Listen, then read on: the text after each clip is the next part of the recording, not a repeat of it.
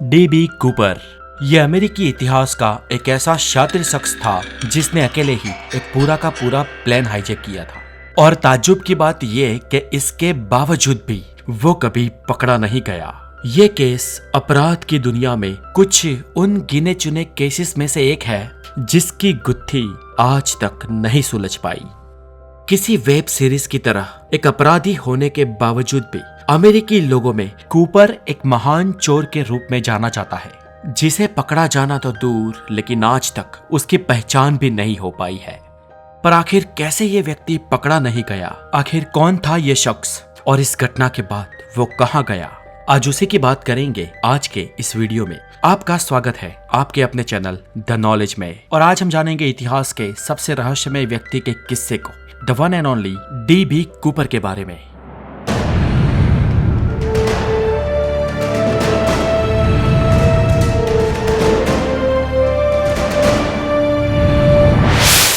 ये घटना है 24 नवंबर 1971 की।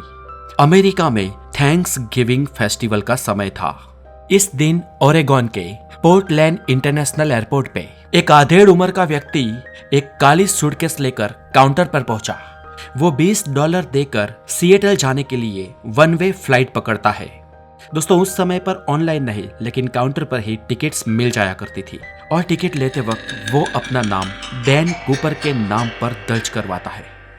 और दोस्तों, उस समय की और एक बात भी आपको ताज्जुब में डालेगी कि उस जमाने में फ्लाइट में बैठने के लिए कोई खास चेकिंग नहीं होती थी। आप नुकीली कोई चीज या हथियार आराम से छुपा कर फ्लाइट में ले जा सकते थे। और इस शख्स कूपर ने भी ठीक वैसा ही किया।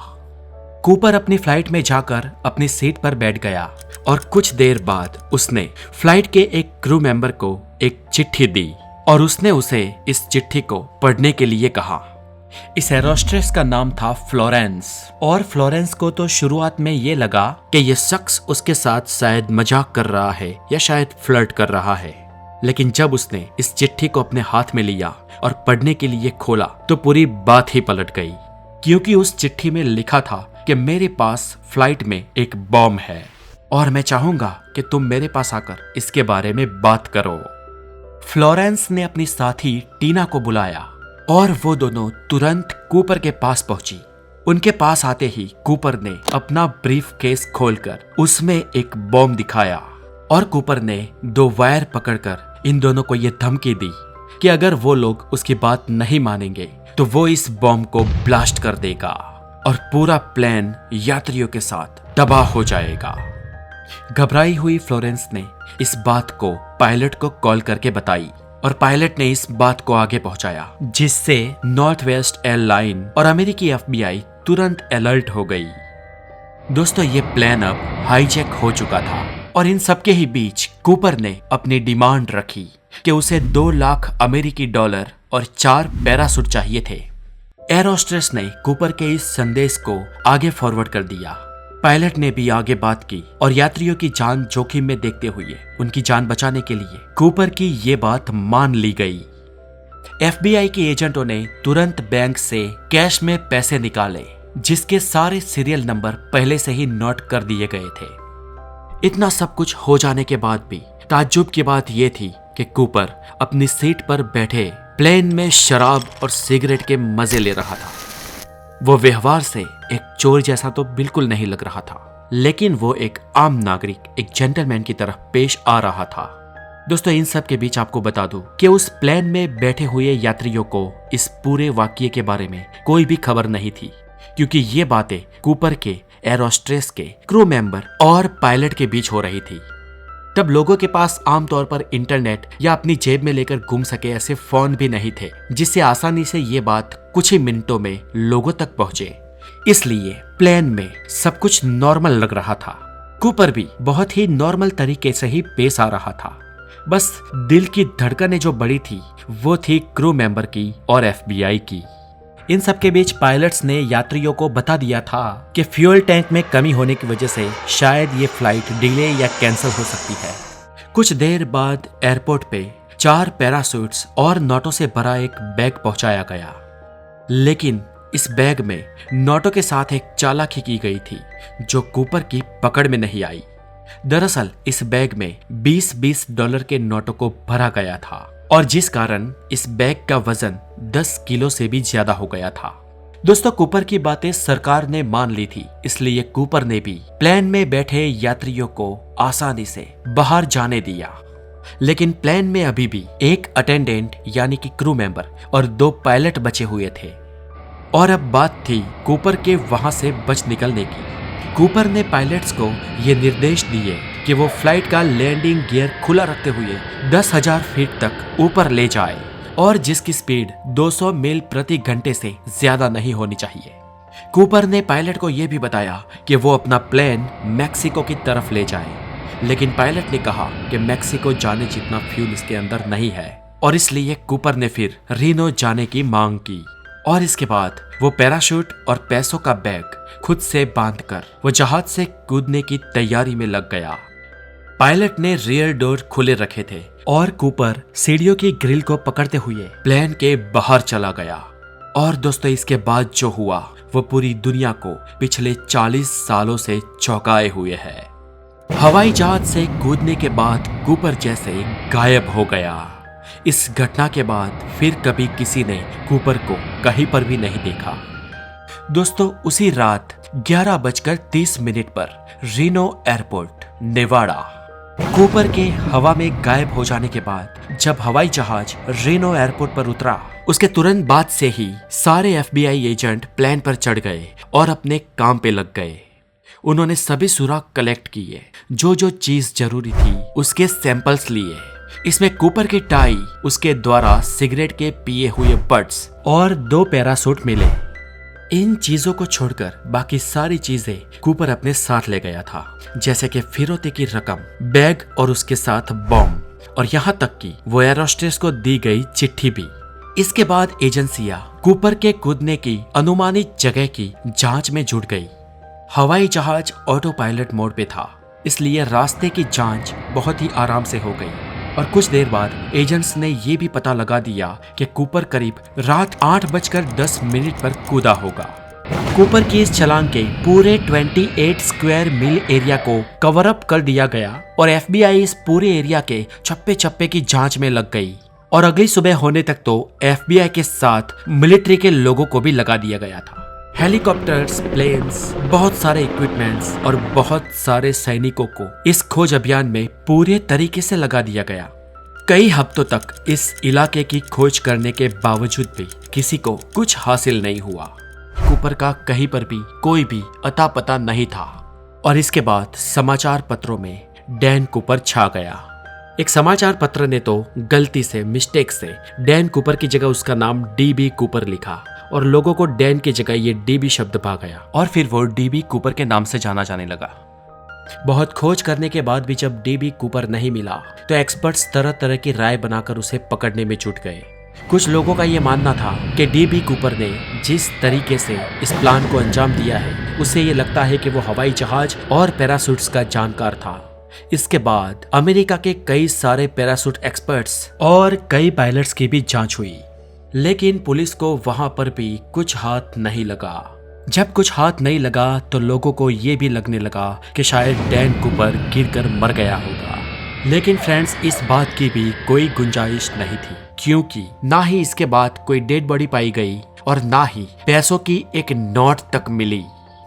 दोस्तों, डैन कूपर की खोज चल ही रही थी कि इस बीच कुछ समय बाद एक और प्लेन हाईजैकिंग का मामला सामने आया, जिसका तरीका भी डीबी कूपर के जैसा ही था और एफबीआई को लगा कि इस बार तो वो डीबी कूपर को पकड़ लेंगे। 7 अप्रैल 1972 को यूनाइटेड एयरलाइंस की एक फ्लाइट को जेम्स जॉनसन नाम के एक व्यक्ति ने हाईजैक कर लिया। फिरौती में $5 लाख की रकम के साथ उसने भी कूपर के जैसे पैराशूट्स की मांग की थी और उसे लेकर वो भी प्लेन से कूद गया था। वैसे तो ये हाईजैकर हाईजैकिंग करने के बाद फरार भी हो गया था और ये शायद कभी पकड़ा भी न जाता, लेकिन इसने एक गलती कर दी। उसने अपने ही एक जान पहचान वाले के साथ इस हाईजैकिंग की बात की और एफबीआई ने उसे ढूंढ निकाला। ये वियतनाम का एक पूर्व पायलट था जिसका नाम था रिचर्ड मैकॉय, जिसने अपना नाम जेम्स जॉनसन बताकर इस काम को अंजाम दिया था।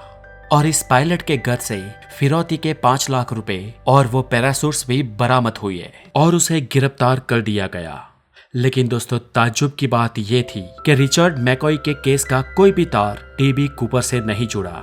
रिचर्ड मैकॉय को जब उस एयर होस्टेस के सामने लाया गया तब उसने भी कबूला कि ये डैन कूपर नहीं है, बस उसने डैन कूपर की स्टाइल में चोरी की थी, लेकिन ये डैन कूपर नहीं था।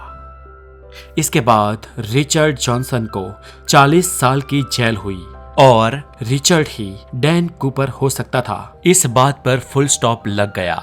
लेकिन रिचर्ड के प्लेन में कूदने और फरार हो जाने से लोग ये मानने लगे थे कि डी.बी. कूपर भी बच गया होगा। दोस्तों इसके बाद इस केस में कोई खास प्रोग्रेस नहीं हुई। घटना की 8 साल की खामोशी के बाद इस केस का एक बहुत बड़ा सुराग हाथ लगता है। 7 फरवरी 1980 कोलंबिया नदी के किनारे एक बाप और उसका बेटा लकड़ियां इकट्ठी कर रहे थे और उन्हें रेत में दबे नोटों के 3 बंडल मिले जो कुछ खराब हो गए थे।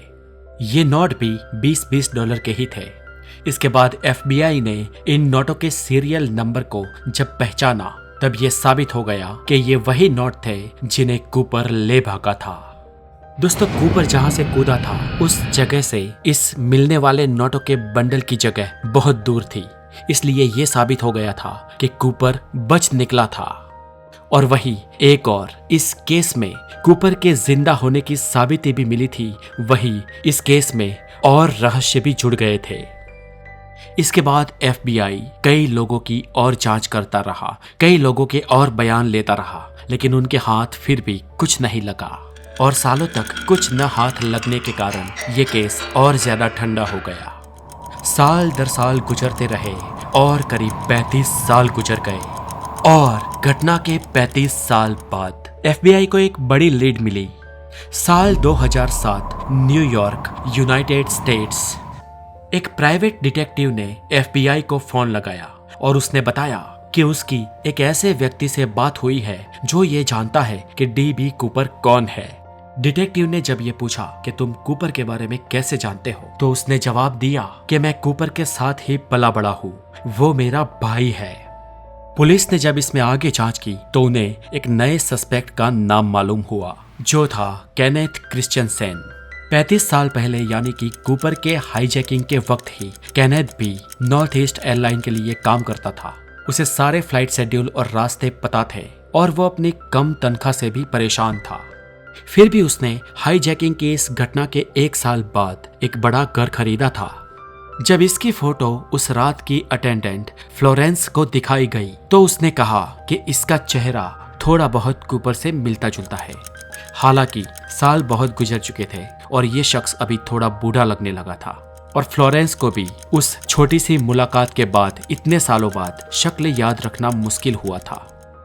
लेकिन ये सब बातें FBI के लिए बेकार थी क्योंकि वो सिर्फ शक के दायरे पर और बिना किसी सबूत के केवल एक रिश्तेदार के कहने पर वो इस शख्स को गिरफ्तार नहीं कर सकते थे। और ये घटना अकेली नहीं थी। अमेरिका में कई बार साल बसाल कई सारे लोगों ने कूपर का चश्मदीद बनने का या उसे जानते होने का दावा किया था। अब ऐसे दोस्तों और कई साल बीतने लगे। सालों तक FBI पायलट्स और पैराशूट के जानकारों की खोज करती रही, लेकिन अब कुछ सालों बाद उन्हें लगने लगा था कि शायद उनका ये करना गलत भी हो सकता है, क्योंकि उस रात कूपर ने जब ये काम किया तब वो आम इंसान की तरह आम बेस में प्लेन पर चढ़ा था। उसके पास वो खास ग्लोव्स भी नहीं थे, चश्मे भी नहीं थे और उसने जो पैराशूट मंगवाए थे उस पैराशूट के चुनाव में भी गलती की थी। उसने स्पोर्ट्स की बजाय सेफ्टी सूट को चुना था जो हवा में खोलकर कंट्रोल करना बहुत मुश्किल होता है। और इन बातों से कुछ जांचकर्ताओं को ये भी लगता है कि शायद कूपर उस वक्त मारा गया होगा क्योंकि उसने चुनी हर एक चीज उसके खिलाफ थी। लेकिन दोस्तों एक बात यह भी है कि कूपर की लाश भी कहीं नहीं मिली थी जो उसकी मौत की पुष्टि करती हो, और इसलिए इस घटना के बाद कूपर का क्या हुआ, वो बचा या फिर फरार हो गया, या अभी वो कहां पर है, इसका किसी के पास भी कोई भी जवाब नहीं है। और आज तक कूपर का हाथ में न आना ही उसके सबसे बड़ी पहचान है, और इसलिए आज अमेरिकी लोगों ने उसे शातिर दिमाग और इज्जतदार मुजरिम का खिताब दिया हुआ है। तो दोस्तों ऑल इन ऑल आपको क्या लगता है, कूपर आखिर क्या था, एक सभ्य चोर या एक आम मुजरिम? हमें कमेंट में जरूर बताएं। That's it for today. Have a good day, take care.